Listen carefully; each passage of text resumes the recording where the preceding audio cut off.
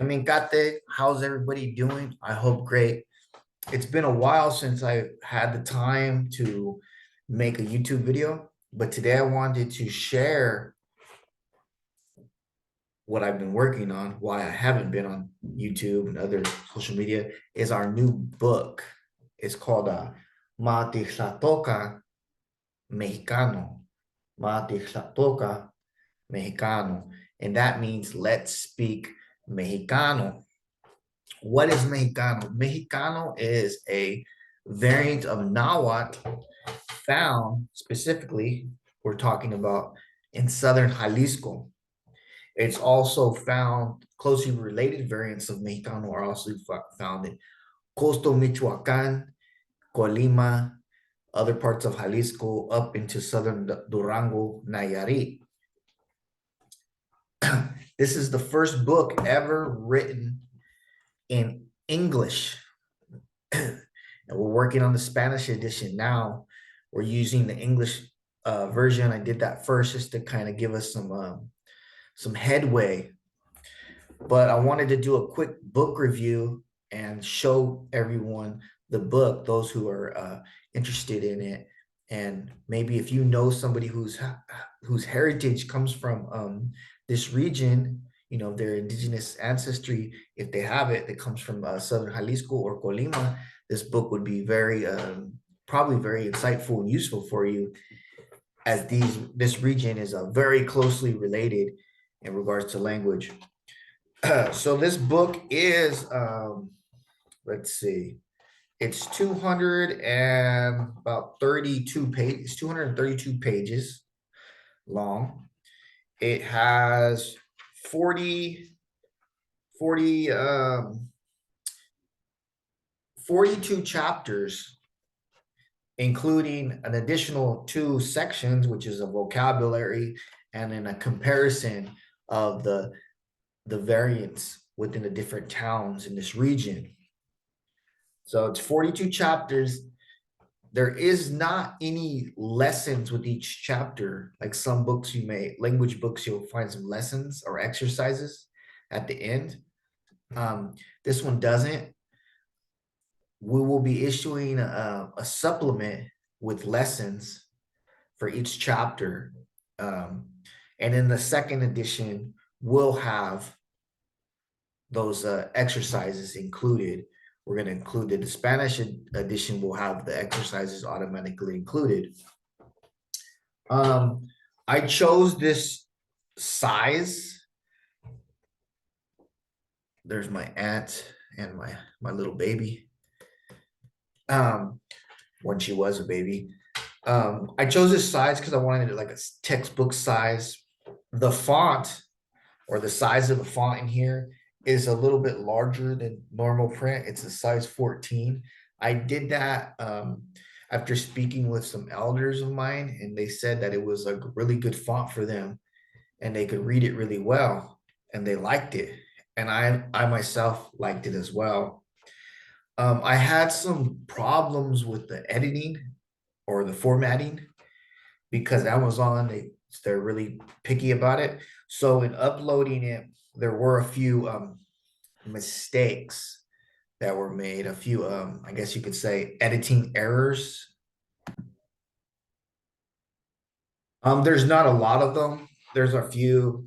They're not really important, but like on this page here, the translation for this word is found over to the side. It should be over here.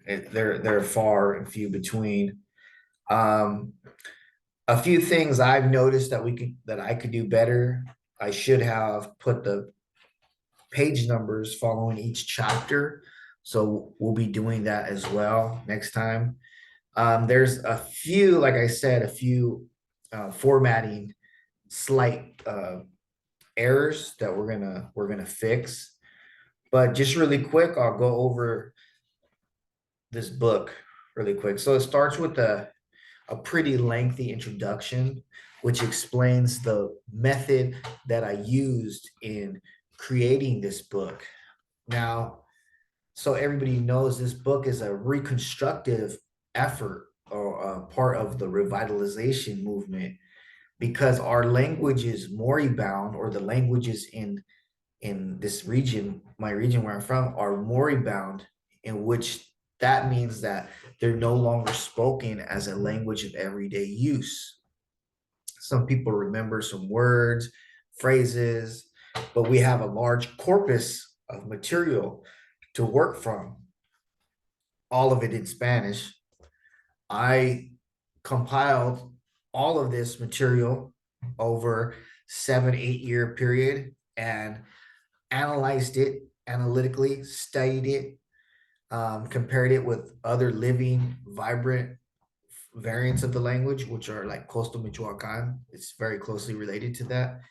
And through this method, which I've explained, we're able to reconstruct the missing elements of the language.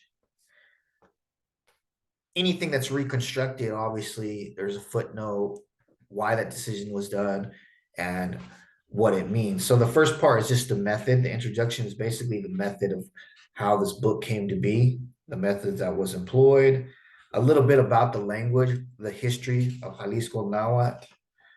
Um, so Jalisco, the region that we call today Jalisco, is the only region outside of central Mexico that has vocabularies or gramaticas from the colonial period. So this makes it a really unique, and we can understand the um, the evolution of the language, because languages change. So in 1692, the first grammar was written by a person named Guerra, who he was a priest.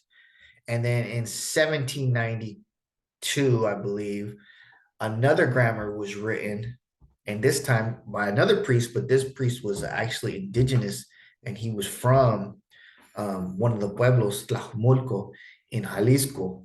So he was a fluent native speaker.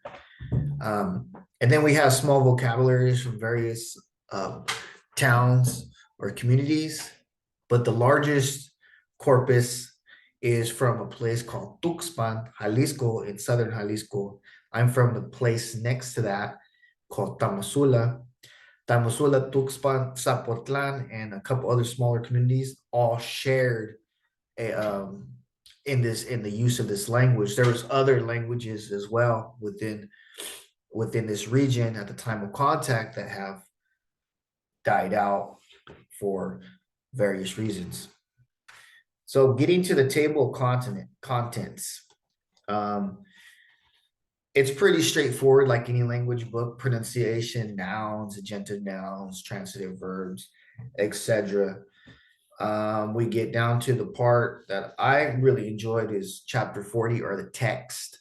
These are some texts that were recorded by the local priest from Tuxpan, who they said he became fluent in the language. He's originally from northern Jalisco, but he was the priest in this town for over 40 years, in which case he learned the language out of necessity. And he actually wrote a small grammar and another, I'll call it like an article on the language. The problem was he was not a trained linguist. He was heavily influenced by ideas in regards to proper forms of the language. His orthography was just way out. His spelling practices, his explanation of words were not necessarily literal, but loose translations at time. But if you really analyze his work and compare it to other trained linguists who recorded the variant there, you can, it's really helpful, and you can really understand what he meant. And that's what this book also tries to do. So we have the texts, which are small, like paragraphs that he recorded and that I transcribed, translated, analyzed. After that, there's the text. There's a song here referred to as papakis, broken down. You can learn that song, and then there's a link there for you can hear how it's sung. There's a story that I translated, and there's a vocabulary. Now, one thing I have to say also is although this book is an English speaker book, the vocabulary is from Mexicano to Spanish. So that's another thing that I need to fix on the second edition. Um, I think most people though that are studying this language probably are bilingual or have enough understanding to know what those words mean, the Spanish translations. But yeah, in the back, then we have the bibliography, which all the sources. And what I really like is a comparative. The last section is a comparative of the local variants. So it's a comparative of three vocabularies that we have from the region of Southern Jalisco. One is from San Sebastian, which today is known as Gomez Farias. The other one is from San Andres Ixtlan. Then the one from Tuxpan, which is actually two from Tuxpan in two different time periods. I would like to add the colonial vocabularies that I mentioned earlier.